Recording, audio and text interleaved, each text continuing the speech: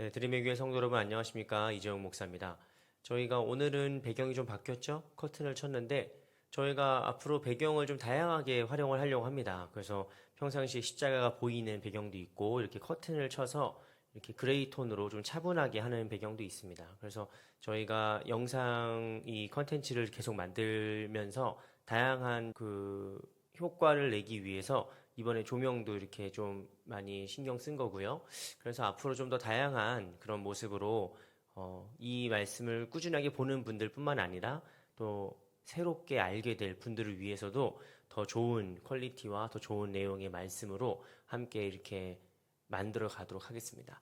자, 그러면 오늘 1월 21일 수요일 아침 매일 묵상 제가 기도함으로 시작하겠습니다. 주님 은혜와 사랑에 감사드립니다. 이 추운 날씨에 저희의 몸과 마음의 안전을 주님께서 붙들어 주시고 늘 건강하도록 주님께서 함께하여 주시옵소서. 길이 참 미끄럽습니다. 우리 연세가 있으신 우리 성도님들 넘어지지 않도록 그 발걸음을 붙들어 주시옵시고 어린 자녀들 독감과 감기가 걸리지 않도록 주님께서 지켜 보호하여 주시옵소서. 오가는 중에 운전하는 모든 성도들의 집중력과 주의력도 주님께서 붙들어 주셔서 안전하게 오갈 수 있도록 주님 함께하여 주시옵시고 이 추운 날씨지만 저희들 몸과 마음이 더욱더 건강하고 평안하며 더욱더 행복하고 따스한 이 겨울 될 수 있도록 주님 인도하여 주시옵소서. 모든 것 주님께 맡기오며 예수 그리스도의 이름으로 기도드리옵나이다. 아멘. 네, 오늘 우리에게 주신 하나님 말씀은 신약성경 디모데전서 4장 16절 말씀입니다. 신약성경 디모데전서 4장 16절 말씀 제가 봉독하겠습니다. 여러분 계신 곳에서 함께 말씀 봉독하시기 바랍니다. 내가 내 자신과 가르침을 살펴 이 일을 계속하라. 이것을 행함으로 내 자신과 내게 듣는 자를 구원하리라. 아멘.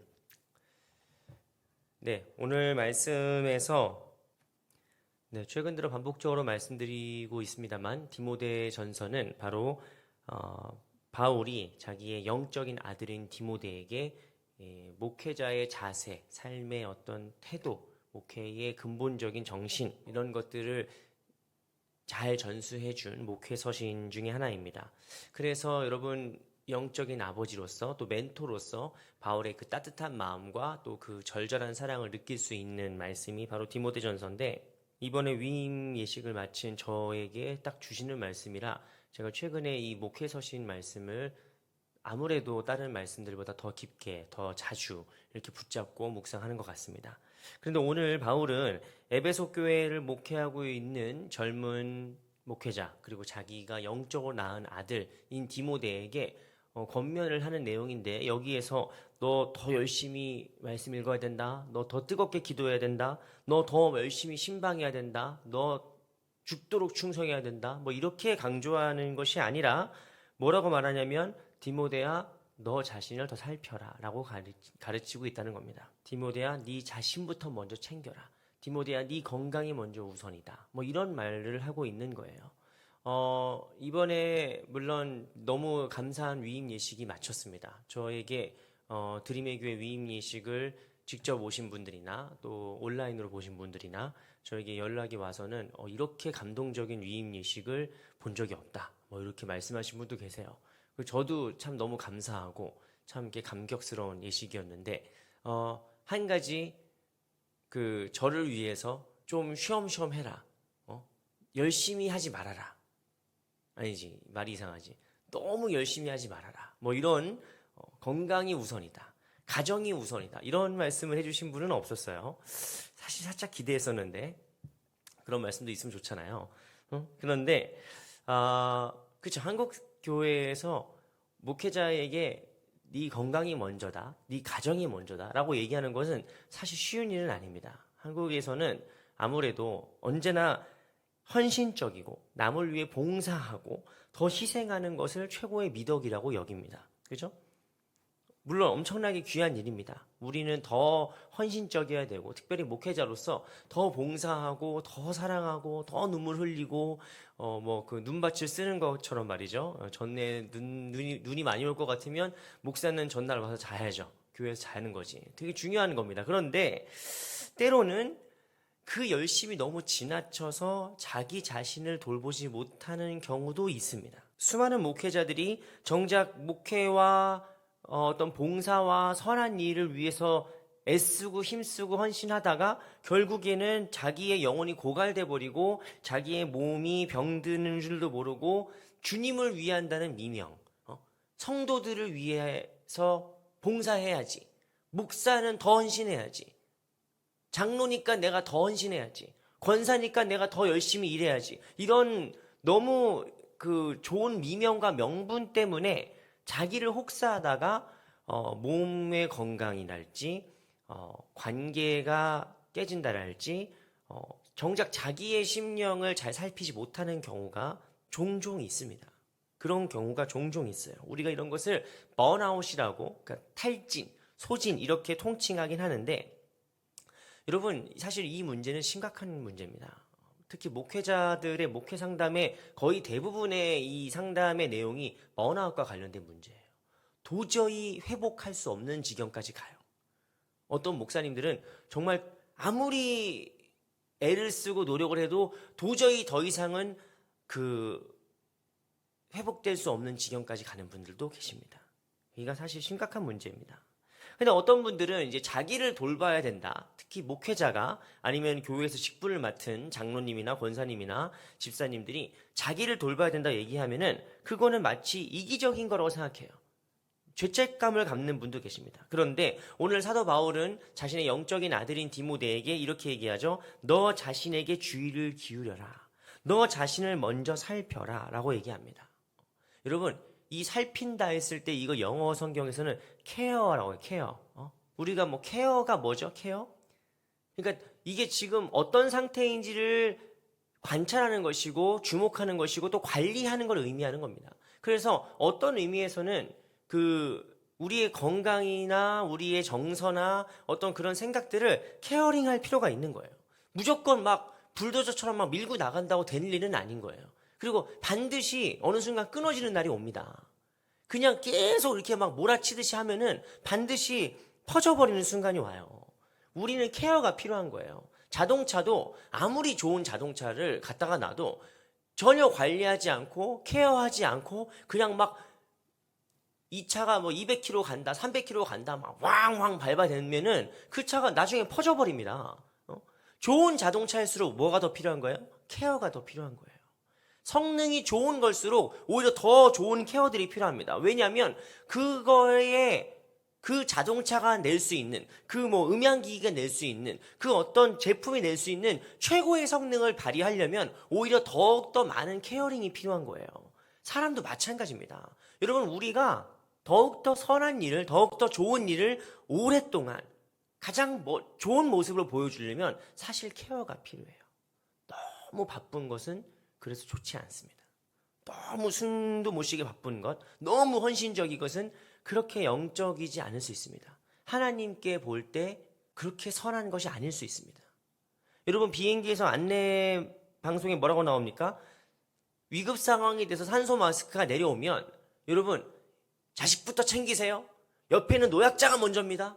여러분들은 당연히 약한 사람 먼저 보살펴줘야죠 라고 가르치지 않아요. 여러분, 산소 마스크가 내려오면 어떻게 됩니까? 먼저 부모가 먼저 써야 돼요. 내가 먼저 쓰고 그리고 아이를 씌워주거나 다른 사람을 도와줘야 되는 거예요. 무슨 말입니까? 내가 건강해야, 내가 튼튼하고 내가 케어가 되어 있어야 다른 사람도 케어할 수 있는 겁니다. 다른 사람도 살릴 수가 있는 거예요. 그래서 바울은 디모데에게 뭐라고 가르칩니까? 네 자신과 너의 가르침을 살펴야 된다. 너 자신과 네가 갖고 있는 그 말씀을 케어해야 된다 라고 얘기하고 있는 거예요. 이것은 목회자에게 정말 중요한 삶의 자세입니다. 저도 이제 위임 목회를 시작하면서 본격적으로 담임 목사를 시작하는 사람으로서 제가 아직은 할 말은 아니죠. 제가 아직 할 만한 자격이 있는 사람은 아닌데 나중에 저도 한 20년 지나서 이제 누군가 어떤 후배 목사님이 위임을 받는 예식에서 제가 설교를 하게 된다면 저는 이 말씀을 해줄 것 같아요. 그분한테 별로 좋지 않겠죠. 그분이 앞으로 목회할 교회 성도들한테는 별로 좋아하지 않을 말일 수 있겠지만 사실 이 말이 필요해요. 너 자신과 너의 가르침을 살펴야 된다. 여러분, 먼저 목회자가 건강해야 되고 그 다음에 그 목회자가 하는 설교가 건강해야 돼요. 그 목회자가 갖고 있는 말씀에 대한 묵상이 건강해야 돼요. 그렇지 않으면 맨날 여기 흔들리고 저기 흔들리고 저게 유행이라면 절로 따라가고 저게 유행이라면 절로 따라가고 그렇게 되는 거죠.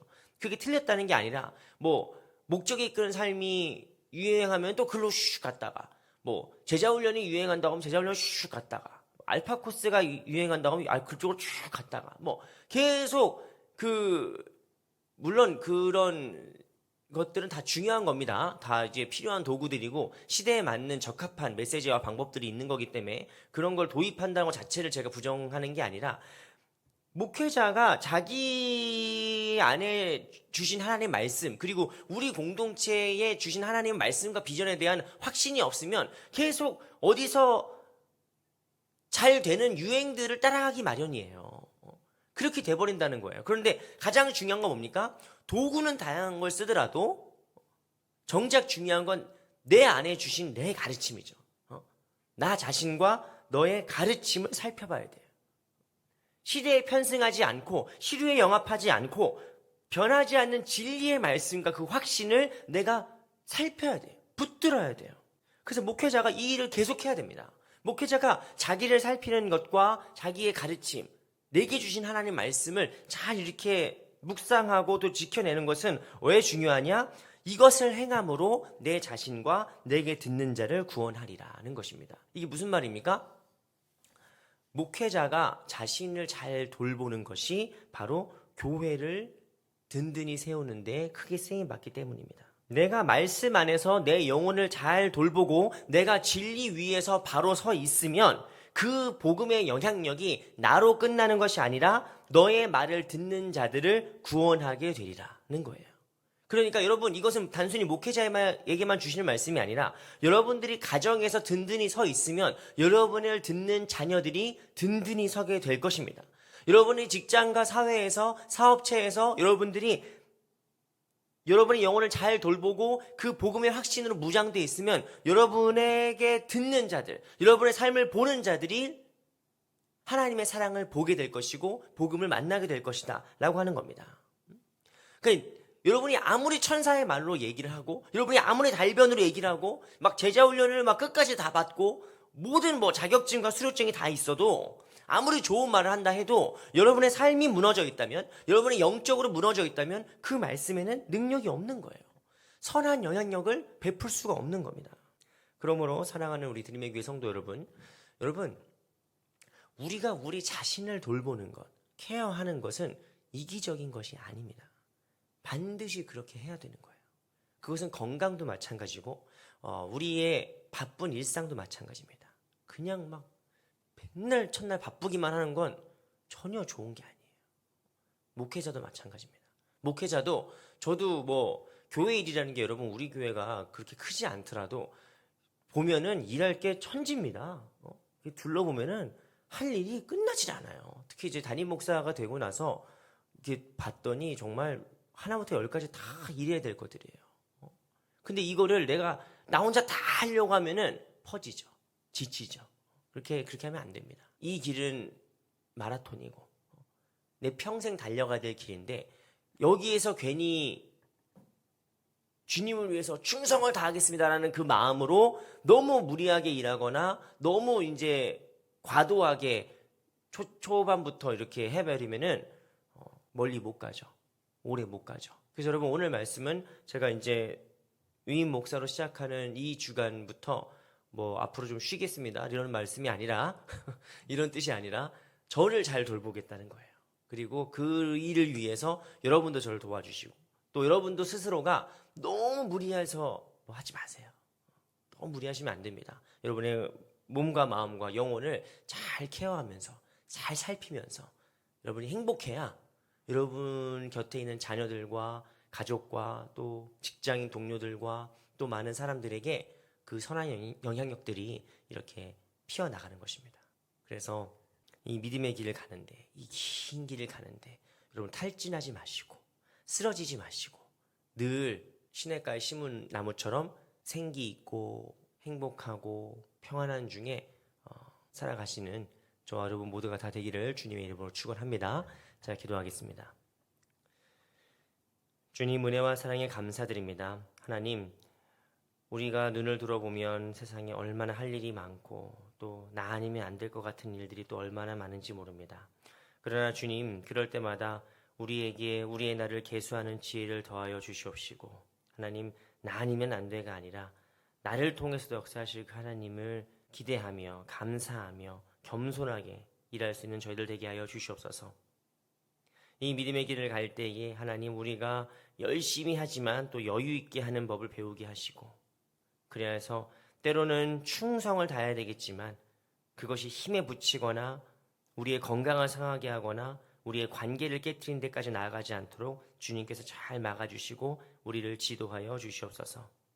특별히 이 드림의 교회 담임 목사를 새롭게 시작하는 부족한 종에게도 주님께서 지혜와 능력을 더하여 주시옵시고, 열심히 일할 때가 언제인지 그리고 잠시 멈춰야 될 때가 언제인지 돌아볼 수 있는 지혜를 하나님 허락하여 주셔서 이 귀한 사명 감당할 때에 늘 생기 넘치고 활력이 넘치고 성령의 충만한 모습으로 우리 모든 성도들에게 본을 보일 수 있는 주님의 종이 될 수 있도록 주님 친히 빚어가시고 인도하여 주시옵소서.